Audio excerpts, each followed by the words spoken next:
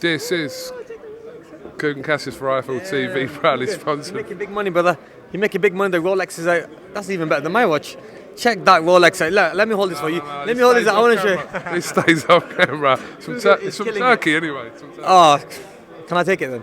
I'll take it. Okay. KUGAN CASSIUS, IFL TV, proudly sponsored by Everlast. This seems weird, just to see your both names on a poster, let alone anything else. Normally, it's on Twitter, it's on social media. But listen, big respect to Maz and Ben from Ultimate Boxer, who made this happen. I mean, and also Sky for. I mean, look, so many people have promised us the fight, but it's never happened. I mean, at the same time, I wanted to make sure it was on a massive platform like Sky. I mean, look, Eddie offered more money. Eddie offered more money for this fight.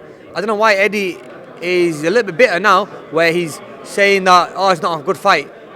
No, he offered more money than Sky, but I said no to it because Sky has a bigger platform and obviously it's a fight that you want everyone to see.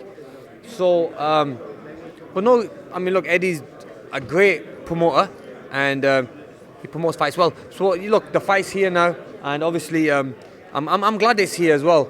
Obviously, Kell and myself, we shared a few words at the press conference. A lot of people thought this day was never going to come, but look, we're here now, and I'm glad that it's done. I mean, just going back to your comments about Eddie Hearn, when you signed your kind of the 3-fight deal you had with Eddie Hearn, that as fans we kind of thought that it was a view to you having those fights, and then the last one or the one after that would be the Kell Brook fight. I'm sure that's what Eddie Hearn had in mind as well. So at that point, which was now 3 years ago, why didn't it happen at that side? It just didn't happen that time because there was more money in other places, and also there was more deals there to be taken. And Kell also was looking at the fight against Kell. Who I don't know. You know, one of the reasons. Yeah, I don't know why that. Because I think one time we were going to fight each other, but then he fought Golovkin. I fought against. That was the first time. The second time against the fight, I went and fought Crawford instead because I wanted to fight the pound for pound best fighter in the world. So I think it was just a bigger fight. That's the reason. I don't know what Kell did at that time, but it didn't happen that time. Yeah, which was always bugging me as well that it should have happened earlier. But look, I'm glad it's happened now. But you've made it always clear it's not a case of you was ducking Kell Brook. There was always more attractive offers for your career that you believe that was. Boxing is a business, KUGAN. And look, end of the day, I'm a prize fighter. And us prize fighters, you know, we want to make sure that we get the biggest fights, which is going to help us and the family and everyone, and it's going to give us a good life. At the same time, it's all about making sure that, you know, you get the right fight at the right time. And I think this fight has now fallen at the right time in the UK as well. Like I said, more money was offered overseas, but we said no to it. A surreal moment when you guys faced off head to head. You kind of come within, well, you were face to face. There was a little bit of pushing and shoving going on. What was going through your head when that was going on? You know, it's been a long time since we stood in front of each other, face to face, looking in each other's eye, and I could see the anger in his eyes. Honestly, like, I could see how angry he was and how much he wanted it as well, like myself.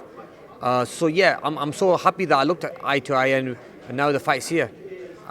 Sorry, it seemed in the press conference at points you were kind of trying to bring it back down by saying that, you know, you've got respect for Kell, but it was something that wasn't replicated back from Kell's side. No, look, at the end of the day, I'm a respectful fighter. I'll keep it cool. Look, I find you'll say your words, but you still have to, at the end of it, show your respect because he is a fighter. Whoever steps into that boxing ring, you have to give respect to. But with Kell, you could see how bitter he was. He was hating. And that was because he's seen my life. Now, for me he kept bringing up the celebrity life I'm living and the TV shows and all that. Yeah, that's because obviously how hard I've worked in the sport of boxing. That's got me to that position, and how well I've done as a fighter. Now, if I didn't do that well in boxing, I don't think no one wants to see me outside the boxing ring. And look, I'm a likable person. Look, I've done the TV show like I'm a Celebrity, which is now running on TV. I've been watching it. I'm a Celebrity. I've got Meet the Cons. I've done now, which the viewership's massive. From every 10 people in the country, 3 people are watching it. I've watched it. So, I mean, that's massive. So, I'm filming season 2 now for that. So, I mean, look, he envies that. You know, he hates that. I don't know why, but because he didn't get that. I'm sure he wouldn't not have said no to that. You know, it's just one of them things. It fell on my lap, and obviously the person I am as well. That's why I got it. You made constant references to this spa back in the amateur days. Could you give your side of that again? Yeah, one hand. I swear to God, I used to go in the ring. The coach used to say to me, Amir, today you are throwing the left hook only, or the jab, or the right hand, or the right uppercut, because I was schooling him that bad. I mean, he was just a sparring partner just to give me a couple of rounds. Not a proper sparring, but he was just there to give me a few rounds. That's all. And I think Dominic mentioned it then as well. Like, oh yeah. I mean, he came to my gym when he was young. He said he sparred Amir Khan. See, I mean, and I was cleaning up the amateur days. I was 17. I was knocking men out them days. And yeah, so I had a good amateur career as well. I had a good amateur time in the amateurs. But look, end of the day, I said to Kell, I even said to the president, forget the past now. It's all about now what's happening next. And the next mission for me is to beat Kell Brook. What do you say to people that do say that this fight is 4 or 5 years too late in the making? No, not at all. I mean, look, me and Kell are 35. You just saw Crawford having a huge performance against Porter. He's pound for pound one of the best fighters in the world who's 35 as well. I mean, how can you say a 35-year-old man is done? You know, we both speak well, we both feel good, and I'll be in the best shape ever. I'm already in good shape going into camp. So I'll be even in even better shape. But no, this fight is not too late. If people think it's too late, it might be for him, not for me.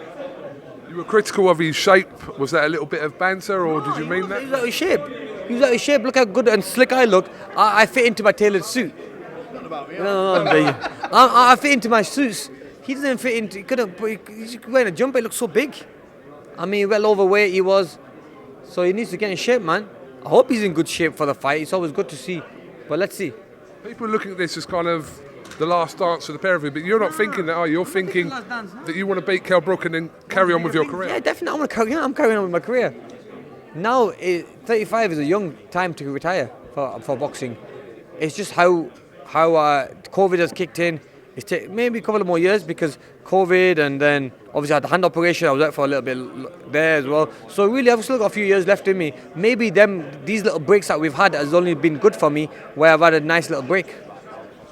Manchester, you're happy with that venue? It's in the middle of, like you said, Bolton and Sheffield. It's in the middle of Bolton and Sheffield. Also, I've had some great history in Manchester. Look, I've tasted my first defeat against Prescott there. It made me the person I am, the fighter I am. I won a world title there. I beat a legend in Marco Antonio Barrera there. So I've had some great performances there, man. So yeah, I love it. Finally, he's adamant that he knocks you out on February 19th. Obviously, you're going to say that in fights, aren't you? You're going to say, I'm going to knock him out, I'm going to do this, I'm going to do that. But come on.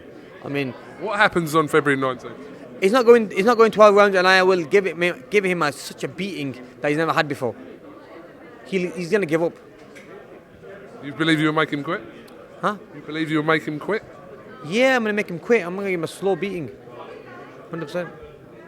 Okay, well listen, I can't wait for this Saturday, 19th of February, live on Sky Sports box office. Finally, we're here. Finally, we're here. Trust me, I will give him a beating that he's going to remember. He will remember this beating. No messing about. Have you got anything else you'd like to add, mate? The respect goes out the window when we step in that ring. It is what it is. He's a night outside the ring. We could be friends, shake hands. But once we're in that ring, I mean, this is how long it's been. How much I've hated him for such a long time. That I want to punch right through his face, man. Honestly, like, yeah, this is a little bit more than us being friends and just boxers. You know, this has been talked about for such a long time, so I think it's going to be good to just put him in his place now. All that jealousy he's had of me, he's envied me. I mean, I'm going to put him in the right place, man. I'm going to put him where he needs to belong, where he belongs. Amir, just quickly, also, your training situation will be, you'll be going out to camp with Bomac and the Crawford team, basically. Yeah, Crawford's team, Bomac, and also we're going to be training in Nebraska, Omaha, and then we're going to move to Colorado Springs. So looking forward to it, man. It should be good. Hard, I know that for a fact. Amir Khan, can't wait. February 19th, tune in or get a ticket as soon as they go on sale. Yep, it's going to be Sky box office. Saturday, Feb 19th in Manchester Arena. Guys, make sure you're there. Thank you very much, Amir Khan.